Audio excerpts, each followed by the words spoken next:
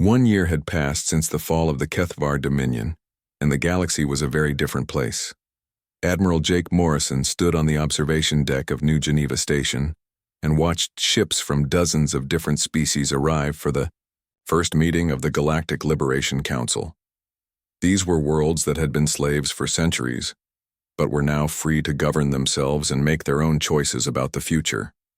The council had been Ambassador Lisa Rodriguez's idea after she realized that simply destroying the Kethvar Empire was not enough. Billions of beings had been freed from slavery, but many of them had forgotten how to live without masters telling them what to do. They needed help learning to be free again, and humanity was committed to providing that help without trying to control them. Each species sent representatives who told their stories of life under Kethvar rule and their hopes for the future. Some had been enslaved for only a few generations and still remembered their original cultures. Others had been under alien control for so long that they had to rebuild their entire civilizations from scratch. But all of them were grateful to humanity for giving them the chance to be free. Dr. Patricia Williams had established research stations on 12 different worlds where human scientists worked alongside beings from other species to study the technology left behind by the Kethvar. Much of it was designed to control and enslave, but some could be modified to help with healing and rebuilding. The goal was to ensure that the tools of oppression could never be used again while preserving anything that might help the liberated worlds. The work was not always easy, because some beings had been changed so much by their enslavement that they could not adapt to freedom. Dr. Helen Clark led teams of specialists who helped these individuals learn to make their own decisions and trust their own thoughts. Many had been slaves for so long that the concept of personal choice was completely foreign to them. Colonel Danny Baker had been put in charge of hunting down the remaining Kethvar military forces that had escaped when their empire collapsed. These aliens had become pirates and raiders who attacked defenseless worlds and tried to rebuild their slave armies. But they found no safe harbor anywhere in the galaxy, because every world remembered what they had done and wanted justice. The scattered Kethvar forces were not the only threat that remained. Commander Amy Scott's intelligence teams had discovered that other empires in distant parts of the galaxy were watching humanity's actions and trying to decide how to respond. Some were impressed by human military power and wanted to become allies. Others were frightened and were secretly building weapons to defend themselves. But the most important discovery came from exploration missions to the Galactic Center, where humanity's ancestors had once lived.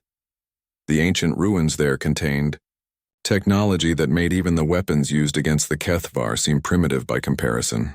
Captain Sam Parker led expeditions to catalog these devices and learn how they had been used in the war against the Devourers millions of years ago. The ruins told the story of humanity's true origins and explained why they had been scattered across the galaxy. The original human civilization had been incredibly advanced and had ruled over many star systems in peace and prosperity. But when the Devourers came, they had consumed entire worlds so quickly that there was no time to mount an effective defense. The last human strongholds had used their most powerful weapons to seal away the Devourers in dimensions where they could not harm anyone. But the effort had destroyed most of human civilization and scattered the survivors to distant worlds like Earth. The technology found in Earth's oceans had been emergency supplies left behind to help the survivors when they became strong enough to return. Dr. Williams realized that humanity's war against the Kethvar had actually been preparation for something much more important. The aliens had been running from the Devourers for millions of years and had become monsters in their attempt to build armies strong enough to fight them. But their methods had made them weak instead of strong, because enslaved beings could never fight as well as free ones. Humanity's approach was completely different. Instead of conquering other species, they liberated them and earned their loyalty through respect and friendship. The alliance of free worlds that had formed during the war against the Kethvar was much stronger than any empire built on fear and slavery. When the Devourers eventually returned, they would face united resistance instead of scattered victims. The Galactic Liberation Council voted to establish permanent defense fleets that would protect all member worlds from any future threats. These forces would be commanded by humans but would include ships and soldiers from every species that wanted to participate. The goal was to create a military that existed only to defend freedom and never to conquer or enslave. Admiral Kevin Chen was chosen to lead this new galactic defense force while maintaining humanity's principle that they would never rule over other species. The human role was to be protectors and guardians who ensured that no civilization would ever again face the choice between slavery and extinction. Other species were free to govern themselves however they chose, as long as they did not threaten their neighbors.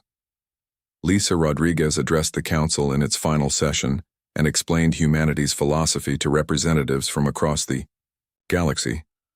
She told them that humans did not seek to rule the stars or build an empire like the Kethvar had done.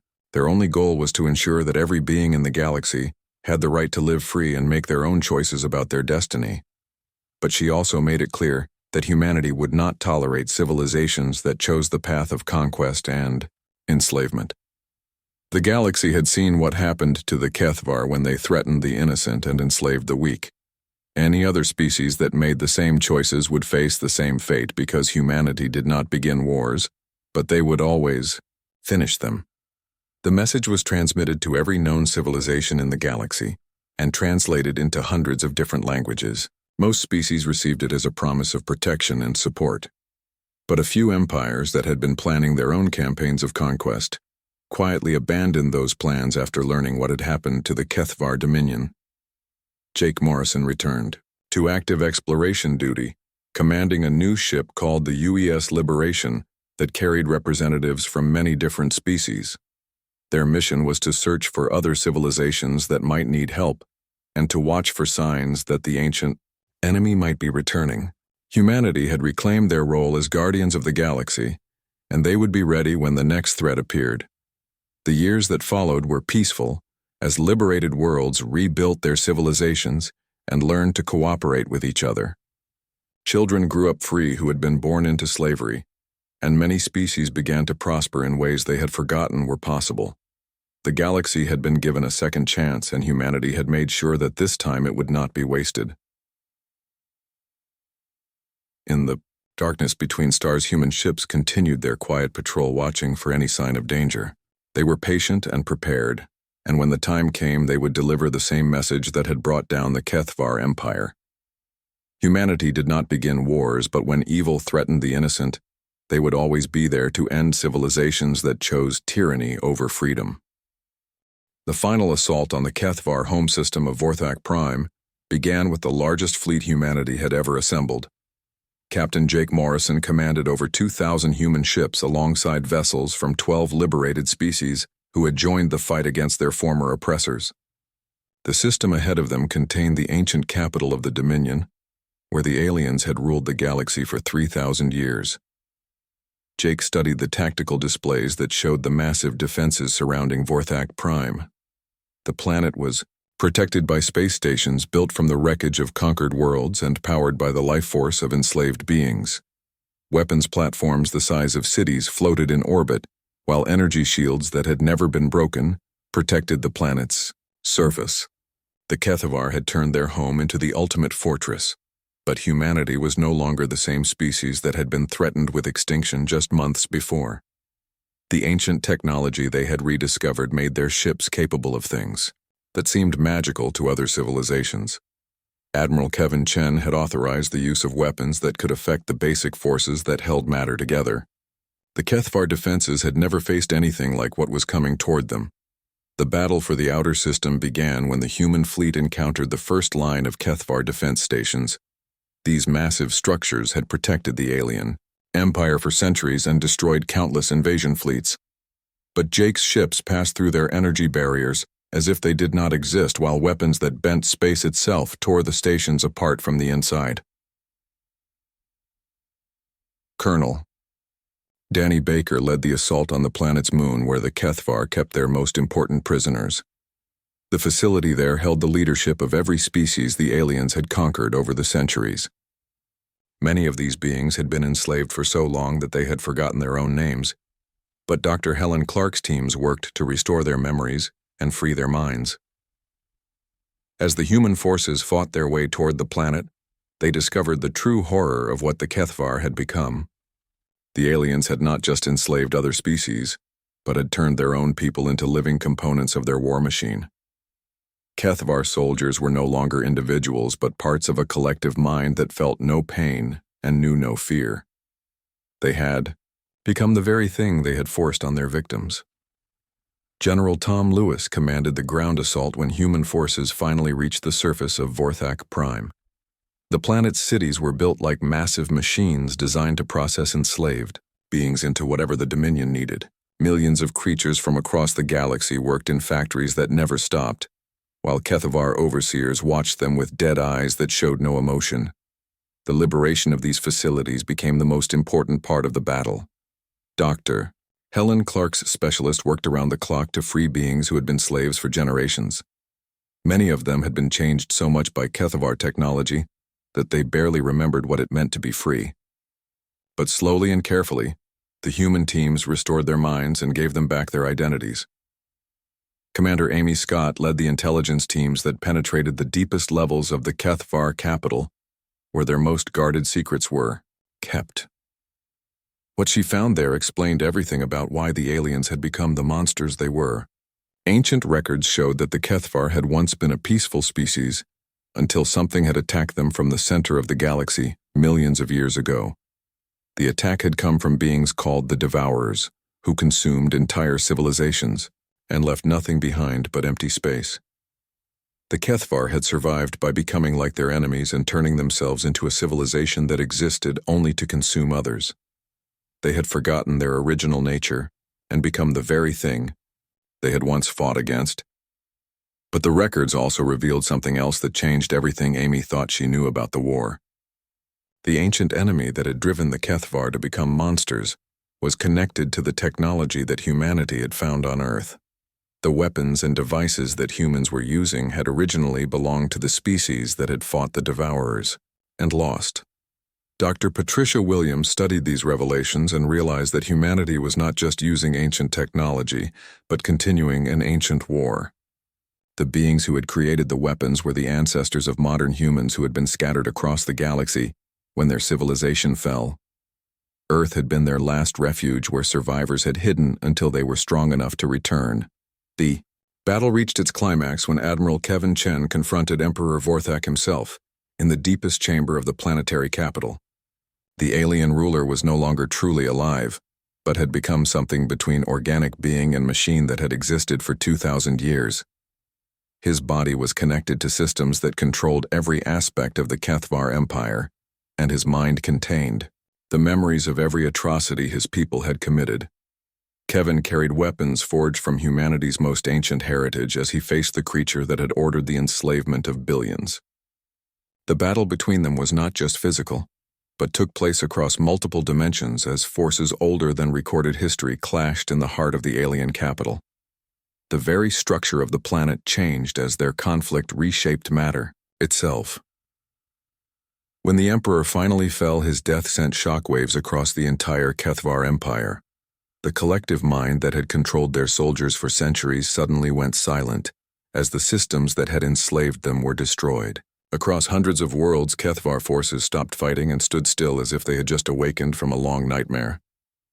The war was over, but the work of liberation had just begun.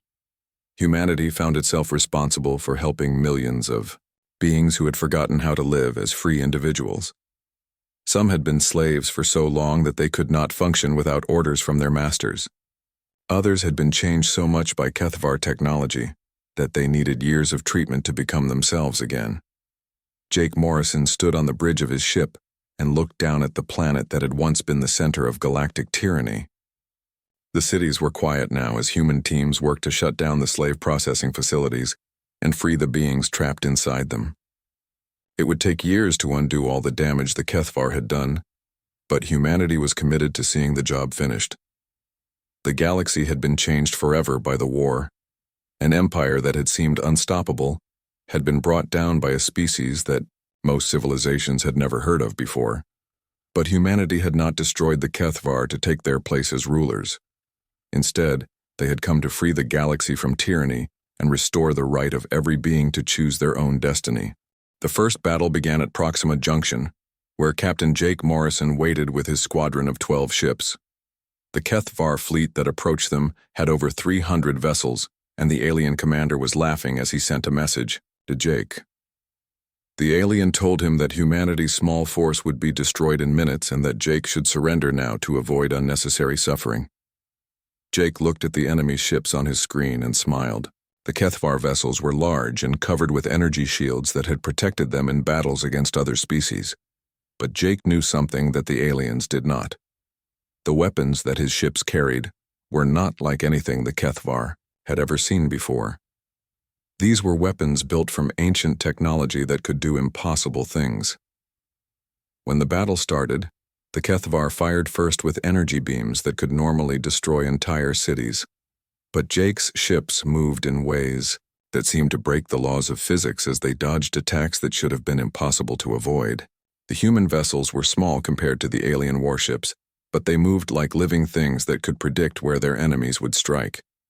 Jake gave the order to return fire, and his squadron unleashed weapons that passed right through the Kethvar shields as if they were not there. The ancient technology that Dr. Patricia Williams had spent years studying could affect matter in ways that normal science could not explain. Enemy ships that had seemed invincible suddenly found their hulls being torn apart by forces they could not understand or defend against.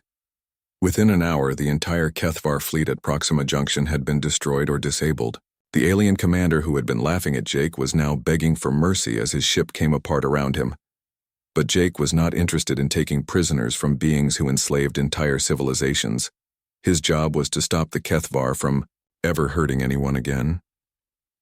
Similar battles were happening across 17 star systems as the Kethvar discovered that humanity was nothing like the species they had conquered before. On New California, General Tom Lewis commanded ground forces that did not just fight off the alien invasion, but captured the enemy commanders alive. The Kethvar had expected their enslaved soldiers to overwhelm any resistance, but instead found their mental control systems being disrupted by human technology. Dr. Helen Clark led teams of specialists who could free the minds of enslaved soldiers in a matter of minutes. The ancient technology that humanity had learned to use included devices that could repair damaged brains and restore free will to beings who had been controlled for years.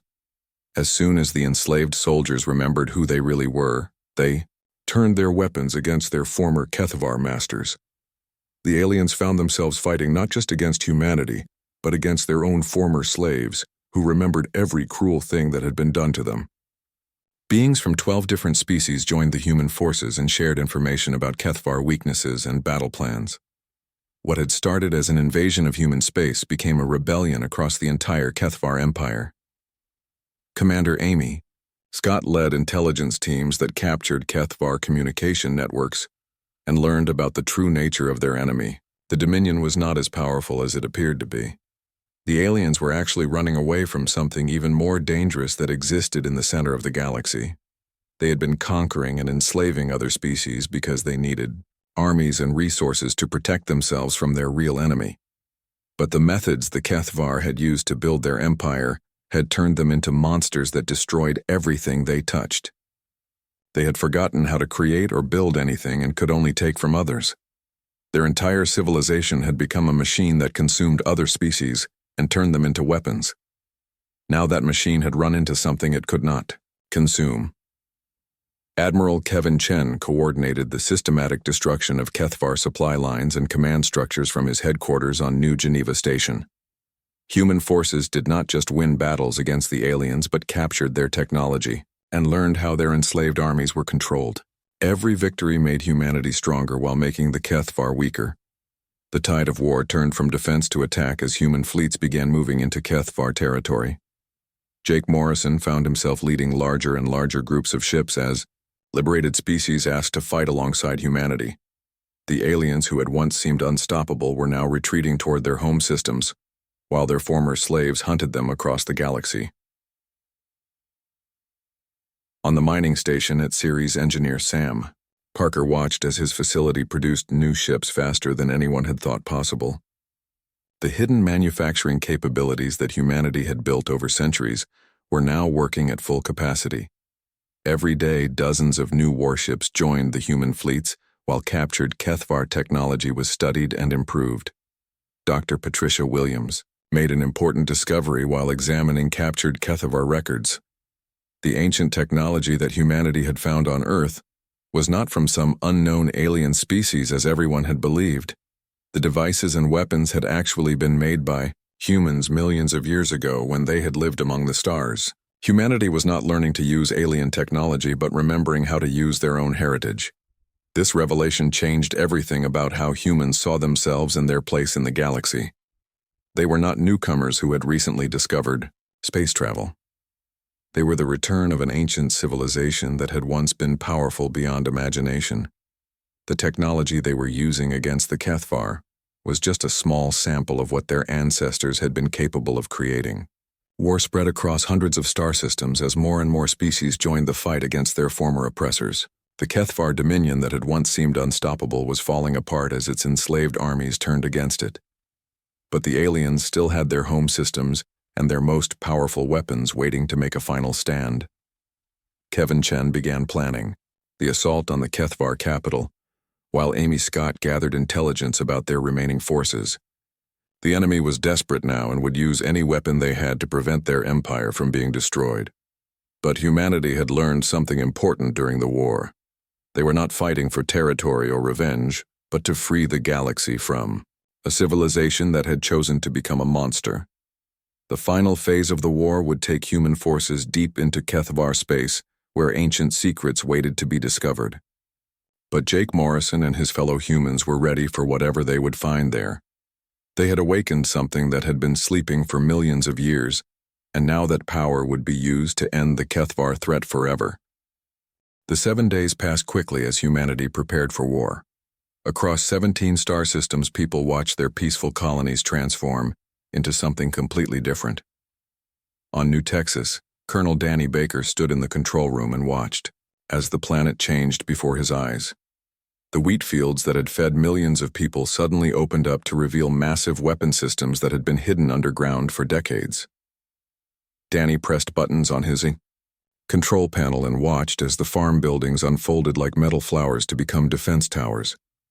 The silos that had stored grain now held missiles that could destroy ships in orbit. Even the small houses where families lived had hidden armor plating that rose from the ground to protect the people inside. In less than 6 hours, New Texas went from a farming world to a military fortress. Similar changes were happening on every human world. The mining station at Ceres suddenly grew weapon turrets from its surface, while cargo ships docked there shed their outer hulls to reveal the warships hidden underneath. Dr. Patricia Williams watched from New Geneva Station as reports came in from across human space. Everything was working exactly as planned. On the colony ship, New Hope engineer Sam Parker could not believe what he was seeing. The peaceful passenger vessel he had worked on for 5 years was transforming into something that looked like it could fight entire fleets. Hidden compartments opened up to reveal fighters and weapons that Sam had never known existed. The ship's computer systems that he had thought were for navigation and life support were actually military command networks. Sam asked his supervisor how long the ship had been designed for war. The older man smiled and told him that every human ship built in the last 2 centuries had been a warship in disguise. The civilian freighters that carried food and supplies between colonies were actually armed better than most military vessels from other species. Humanity had been building the largest hidden fleet in the galaxy without anyone knowing. Meanwhile, Commander Amy Scott was leading a scouting mission to learn more about the Kethavar forces that were heading toward human space. Her small ship moved carefully through the outer edge of Kethavar territory while staying hidden from their sensors. What she found there made her sick to her stomach and angry at the same time. Amy discovered that the Kethavar had lied about destroying the species that refused to surrender to them. Instead of killing them, the aliens had done something much worse. They had broken their minds and turned them into living weapons that fought for the Dominion. Millions of beings from different worlds now served as soldiers in the Kethavar army, but they were no longer free to think or choose for themselves. The scouting team watched as Kethavar ships landed on a planet and began collecting more soldiers from the local population. Men and women and children were taken aboard the ships and subjected to machines that changed their brains. Within hours, they came out as perfect soldiers who would obey any order without question. Amy realized that this was what the Kethvar planned to do to humanity. Amy sent her report back to Admiral Kevin Chen, who was coordinating humanity's war effort from New Geneva Station. Kevin read the report and felt his anger growing with every word. The Kethvar were not just conquerors who wanted territory or resources. They were something much worse that turned entire civilizations into slaves who could never be free again. Kevin called Dr. Williams to his office and showed her Amy's report. Patricia read it carefully and then told Kevin that this changed everything about how they would fight the war. If the Kethvar were using enslaved soldiers, then humanity would need to be very careful about who they attacked. Many of the enemy forces were actually victims who needed to be saved rather than destroyed. Dr. Williams had another piece of important news for Admiral Chen. The Prometheus project had been working on secret weapons that were much more advanced than anything the Kethvar had seen before. These weapons were based on technology that had been found in the deepest parts of Earth's oceans many years ago. Scientists had spent centuries learning how to use this ancient technology. Kevin asked Patricia to explain what made these weapons so special. She told him that the devices could do things that seemed impossible according to normal science. They could pass through the energy shields that protected Kethvar ships, and they could free the minds of enslaved soldiers without harming them. But using these weapons would let everyone in the galaxy know that humanity had access to very advanced technology. The decision to use the ancient weapons was not easy to make. Kevin knew that once humanity revealed these capabilities, they would never again be seen as a peaceful civilization. Other species might become afraid of humans and try to attack them before they became too powerful. But the alternative was to let the Kethvar continue enslaving entire worlds and eventually reach Earth itself. Reports were coming in that the main Kethvar fleet had entered human space and was approaching the outer colonies. The enemy had brought 3,000 ships filled with weapons and enslaved soldiers from many different worlds. Their commander was confident that humanity would surrender quickly once they saw the size of the force coming to destroy them. But humanity was ready for them. Every colony had become a fortress, and every civilian ship had revealed itself as a warship. The Kethvar were expecting to fight farmers and merchants, but instead they would face one of the most dangerous military forces the galaxy had ever seen. Colonel Baker reported that New Texas alone now had enough firepower to destroy 100 enemy ships. Admiral Chen gave the order to activate Protocol 7 across all human territories. This was the signal that every human settlement had been waiting for. The time for hiding was over and the time for fighting had begun. Patricia Williams authorized the deployment of the ancient weapons, while Amy Scott prepared to lead missions that would free the enslaved soldiers fighting for the Kethvar. The galaxy was about to learn that humanity had been hiding much more than anyone had imagined. They were not just another peaceful species that could be conquered and enslaved. They were the descendants of something ancient and powerful that had once ruled among the stars. The Kethvar had awakened something that they did not understand and could not control. As the enemy fleet approached the first human colony, the aliens were confident of victory. They had conquered 12 species and enslaved billions of beings without ever meeting serious resistance. But they had never faced humanity before, and they had no idea what was waiting for them in the darkness between the stars. Captain Jake Morrison stood on the bridge of the exploration ship UES Defiance and watched the stars through the main window. His ship was 3 days out from the colony world of New California when the communications officer called out to him with urgent news. Lieutenant Carol Stone turned from her station with worry written across her face and told Jake that they were receiving a strange transmission from deep space. The signal was not human, and it was very powerful. Jake walked over to Carol's station and asked her to put the message on the main screen. What appeared made everyone on the bridge go quiet. The alien that looked back at them was tall and thin with dark purple skin and bright yellow eyes. When it spoke, its voice was cold and harsh like metal scraping against stone. The creature introduced itself as Commander Zeth of the Kethvar Dominion and said that his people ruled over 12 different species across the galaxy. The alien's message was simple, but terrible. Humanity had 7 days to give up all their colonies outside the Sol system and become slaves to the Dominion. If they refused, then every human world would be destroyed and every human killed. To prove they were serious, the aliens showed videos of other worlds that had refused to surrender. Jake and his crew watched in horror as entire planets were turned to glass and billions of beings were killed in minutes. Jake ordered Carol to send the message immediately to Earth and to all the human colonies. Within hours, the Emergency Council was meeting on New Geneva Station, which was humanity's capital in space. Ambassador Lisa Rodriguez called the meeting to order and told everyone that this was the most serious threat humanity had ever faced. The room was full of colony representatives and military officers who all looked scared and confused. General Tom Lewis from the New California colony spoke first and said they should evacuate all the outer worlds immediately. He argued that fighting the HFY would be suicide, since they had destroyed civilizations that were much older and stronger than humanity. Many other representatives agreed with him and said that maybe they could negotiate with the aliens or find some way to avoid a war. But Admiral Kevin Chen, who led the Human Defense Corps, stood up and asked everyone to wait before making any decisions. Kevin was a quiet man who rarely spoke in meetings, but when he did, everyone listened. He told the council that there were things about humanity's expansion into space that most people did not know. These were secrets that had been kept for over 200 years. Kevin called for Dr. Patricia Williams to join the meeting. Patricia was the head of something called the Prometheus Project, which most of the council had never heard of before. She was a small woman with gray hair who looked like she spent most of her time in laboratories. But when she spoke, her voice was strong and confident. Patricia told the council that humanity's peaceful expansion across the galaxy had been planned very carefully. Every colony and every space station had been built with hidden purposes that could be activated in times of war. The farms and factories and schools were all real, but they were also disguises for something much more dangerous. She explained that humanity had been preparing for this day since they first left Earth.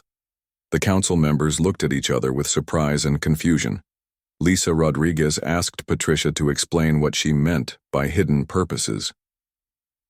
Patricia smiled for the first time since entering the room and told them that every human settlement could transform into a military base within hours. The farming equipment could become weapons and the civilian ships could become warships. Even the children's schools had been built with secret bunkers and defense systems. Admiral Chen stood up again and added that the Human Defense Corps had been building this hidden military for generations. Every person who joined the colonies was trained in combat without knowing it. The daily exercise programs were actually military training, and the emergency drills were practice for real battles. Humanity had created the largest hidden army in the galaxy. Dr. Williams brought up displays that showed the real capabilities of human settlements. New California alone had enough hidden weapons to destroy a fleet of enemy ships. The mining stations in the asteroid belt could produce warships faster than any known civilization. Even Earth itself had been turned into a fortress that could defend against attacks from space. The council members began to understand what Patricia and Kevin were telling them. Humanity was not the peaceful civilization it appeared to be. They were something much more dangerous that had been hiding in plain sight. The question now was whether they should reveal this secret and fight the HFY, or continue to hide and hope the aliens would leave them alone. Lisa Rodriguez called for a vote on how to respond to the HFY ultimatum. One by one, the council members stood up and gave their decision. Some still wanted to negotiate or evacuate, but most now understood that hiding would not work forever. The HFY had found them and would not stop until humanity was destroyed or enslaved.